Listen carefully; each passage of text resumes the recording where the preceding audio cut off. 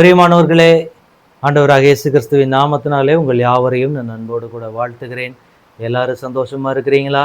இந்த நாளிலும் தேவனாகிய கர்த்தர் நம்மோடு கூட பேசுகிற ஒரு வசனம் என்ன அப்படின்னு பார்த்தீங்கன்னா, யாத்ராகமத்தின் புஸ்தகம் 2வது அதிகாரம் 25ஆம் வசனம்.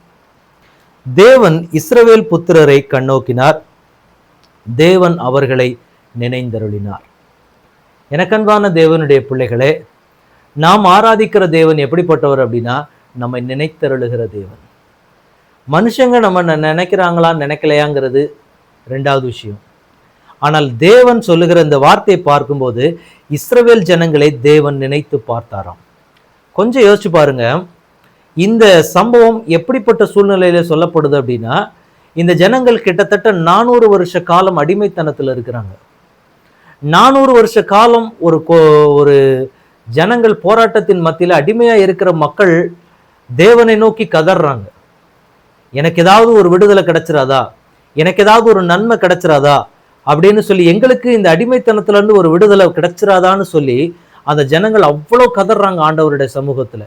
அப்ப சொல்லப்பட்ட ஒரு வார்த்தை தான், தேவன் இஸ்ரவேல் புத்திரரை கண்ணோக்கினார், தேவன் அவர்களை நினைந்தருளினார். ஒருவேளை அடிமைத்தனத்துல நின்று அல்லது ஒரு இக்கட்டான சூழ்நிலையில நின்று ஆண்டவருடைய சமூகத்துல நீங்கள் கதறுவீங்க அப்படின்னா, இன்றைக்கு கர்த்தர் உங்களை பார்த்து தான் சொல்லுகிறார். எவ்வளவுக்கு எவ்வளவு நீங்க கதறீங்க, எவ்வளவுக்கு எவ்வளவு வேதனையோடு போராட்டத்தின் மத்தியில நீங்க நின்று கதறீங்கல்ல. ஒருவேளை நீங்க இக்கட்டான சூழ்நிலையில போகும்போது மனிதர்கள் அதை திரும்பி கூட பார்க்காம இருந்திருக்கலாம், மனிதர்கள் அதை மறந்திருக்கலாம். ஆண்டவர் உங்களை நினைத்து பார்க்கிற தேவன். என் பிள்ளை கூப்பிடுது, என் பிள்ளை இந்த மாதிரி ஒரு இக்கட்டான சூழ்நிலையில நின்று என்னை கூப்பிடுகிறதுன்னு சொல்லி நம்மை நினைத்து பார்க்கிற ஒரு தேவனை தான் இன்றைக்கு நாம் ஆராதித்து கொண்டிருக்கிறோம். ஏதோ மறந்து போகிற ஆண்டவர் கிடையாது.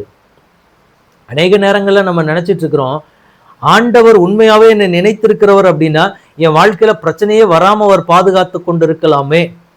இன்னைக்கு நிறைய பேருடைய இருதயத்துல இருக்கிற ஒரு எண்ணம் என்ன அப்படின்னா, தேவன் உங்களை அதிகமாய் நேசிக்கிறார், தேவன் உங்களை அன்பா இருக்கிறார்னு நம்ம யாராவது ஒரு ஆள் கிட்ட சொன்னோம் அப்படின்னா, அடுத்த செகண்ட் அவங்க வாயிலிருந்து வர்ற வார்த்தை என்ன அப்படின்னா, ஆண்டவர் என் மேல அன்பா இருந்திருந்தாருன்னா எனக்கு எதுக்கு இப்படிப்பட்ட ஒரு பிரச்சனைகள் வரணும், ஏன் வாழ்க்கை ஏன் இப்படி இருக்கணும். இன்னைக்கு நிறைய பேருடைய கேள்வி அது. ஆண்டவர் கூட இருந்தால் நமக்கு ஆசீர்வாதம் மட்டும்தான் இருக்கணும். நல்லா புரிந்து கொள்ள வேண்டிய ஒரு காரியம், தேவன் உங்களோடு இருந்தாரானால், தேவன் உங்களை நேசிப்பாரானால், அவர் உங்களை ஒரு தீங்கும் அணுகாதபடிக்கு பாதுகாக்கிற தேவன் தான், இல்லை என்று சொல்ல முடியாது. ஆனா அதுக்காக உங்களுக்கு பிரச்சனைகள் உங்களை சுற்றிலுமே இருக்காது, எந்த இக்கட்டிலையுமே நீங்க போய் சிக்க மாட்டீங்கன்னு இல்லை. அந்த மாட்டக்கூடிய சூழ்நிலைகள் வந்தாலும், ஏன்னா நம்ம பூமியில தான் இருக்கிறோம், பூமியில தான் நாம் வாழ்ந்து கொண்டு இருக்கிறோம். அதனால எப்படிப்பட்ட உலகத்திலே சில காரியங்கள் நமக்கு நியமிக்கப்பட்டிருக்கிறது. ஒரு சில காரியங்கள், ஒரு சில பாவம் நிறைந்த உலகத்தின் மத்தியிலே தான் நாம் போய்கொண்டு இருக்கோம். அதனால சில சூழ்நிலைகள் மத்தியிலே நாம் கடந்து போய்தான் ஆக வேண்டும். அது இல்லாம ஆண்டவர் என்னை பாதுகாத்து கொள்ள வேண்டும் அப்படின்னு நீங்க கேட்டீங்க அப்படின்னா, ஆண்டவர் சொல்ற காரியம், தேவன் ஒரு பிரச்சனையும் வராமல் என்னை பாதுகாக்கிறவர் கிடையாது. ஆனால் அத்தனை பிரச்சனைகள் வந்தாலும் அதன் மத்தியிலேயும் என்னை சேதமாகாமல் பாதுகாக்கிறதற்கு அவர் என்னோடு கூட இருக்கிறார். இதை தான் நாம புரிந்து கொள்ள வேண்டிய ஒரு காரியம். ஏன்னா இன்னைக்கு நிறைய பேருடைய மனநிலை எப்படி இருக்கு அப்படின்னா, ஆண்டவர் உங்களோடு கூட இருக்கிறார் பிரதர், ஆண்டவர் உங்களோடு கூட இருக்கார் சிஸ்டர் அப்படின்னு சொன்னா, என்ன ஆண்டவர் இருந்து என்ன பிரயோஜனம்? ஆண்டவர் இருந்தாலும் நமக்கு என்ன கிடைக்க போகுது? என் வாழ்க்கையில் இருக்க பிரச்சனை என்ன மாறப்போதா, இல்லை வேற சூழ்நிலைகள் எதுவும் கிடைக்க போதா அப்படிங்கிற ஒரு விரக்தியான சூழ்நிலைமையில பேசுகிற பிள்ளைகள் நிறைய பேர் இருப்பாங்க.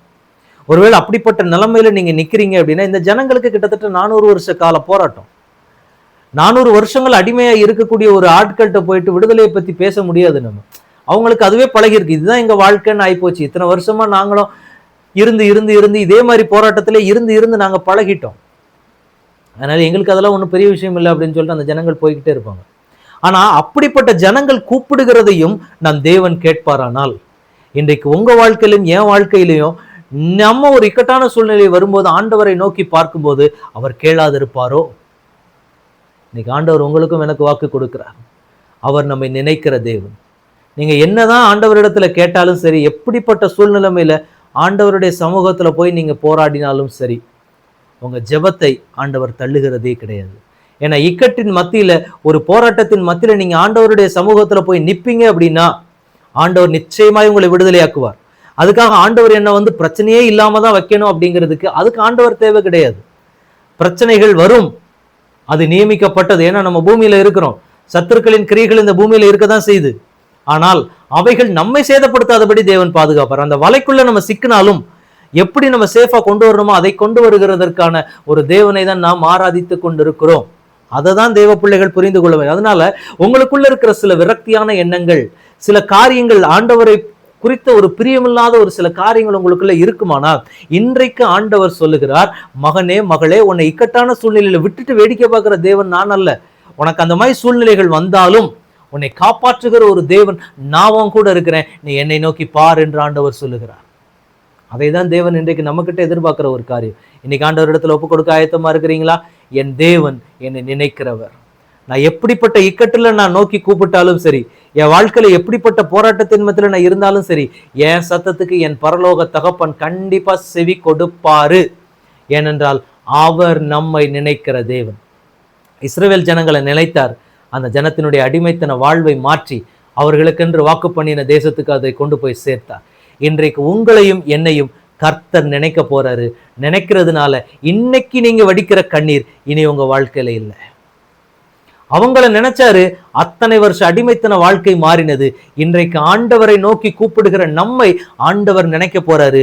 உங்க வாழ்க்கை நீங்க எதிர்பாராத அளவுக்கு ஒரு அழகான ஒரு வாழ்க்கையா, ஆசீர்வாதமான ஒரு வாழ்க்கையா, அநேகருக்கு நன்மையை கொடுக்கிற ஒரு வாழ்க்கையா ஆண்டவர் உங்க வாழ்க்கையும் மாற்றுவார். அந்த ஜனங்கள் நினைச்சு பார்க்கல, 400 வருஷமா நம்ம ஜெபிக்கிறோம், வரல, பதில் வரல, இப்பயும் அதே மாதிரிதான் இருக்குன்னு ஒருவேளை அவங்க மனநிலையில இருக்கலாம். ஆனா ஆண்டவர் அவர்களை நினைந்தருளி அவர்களை ஆசீர்வதித்தார். அதே போல இன்றைக்கு கதறுகிற உங்களையும் என்னையும் தேவன் நோக்கி பார்க்கிறார். நம்மை அவர் ஆசீர்வதிக்க போகிறார். நம்ம வாழ்க்கையில் இருக்க சிறையிருப்பையும் ஆண்டவர் மாற்றப் போகிறார், நன்மைகளை கொடுக்க போகிறார். ஏனென்றால் நாம கூப்பிடும்போது, இக்கட்டின் நிலைமையில நின்று கூப்பிடும்போது அவர் நம்மை பார்க்கிற தேவனாக இருக்கிறார். இப்போ நம்ம ஜெபிக்கலாமா? தகப்பனே, உடைய கரத்துல ஒப்பு கொடுக்கிறோம். தேவனாகிய கர்த்தர் இம்மட்டுமாய் உங்க கிருபையின் கரத்தினால தாங்குனீங்கப்பா. அப்பா, இப்பொழுதும் உடைய பிள்ளைகள் இக்கட்டு நேரத்துல கூப்பிடுறாங்க ஆண்டவரே. அன்றைக்கு இக்கட்டிலே கூப்பிட்ட ஆண்டவரே இஸ்ரவேலர்களை நினைந்தருளி அந்த பிள்ளைகளை விடுதலையாக்கி பாதுகாத்தீரே. அதே மாதிரி இன்றைக்கு உம்முடைய பிள்ளைகளாகிய எங்களையும் உங்க பாதத்தில் ஒப்பு கொடுக்கிறோம் ஆண்டவரே. எங்க வாழ்க்கையிலே நாங்கள் போகிற பாதை இக்கட்டான சூழ்நிலைகளில் இருந்து எங்களை விடுதலையாக்கி ஒரு அற்புதத்தை கர்த்தர் எங்க வாழ்க்கையில செய்து நீர் எங்களை மகிழ பண்ண போகிற தயவுக்காக உமக்கு ஸ்தோத்திரம் ஆண்டவரே. உடைய கரத்துல ஒப்பு கொடுக்கிறோம். ஆளுகை செய்ய வழி நடத்துங்க. இயேசு கிறிஸ்துவின் நாமத்தில் ஜெபம் கேளும் எங்கள் நல்ல பிதாவே. ஆமென், ஆமென், ஆமென். God bless you.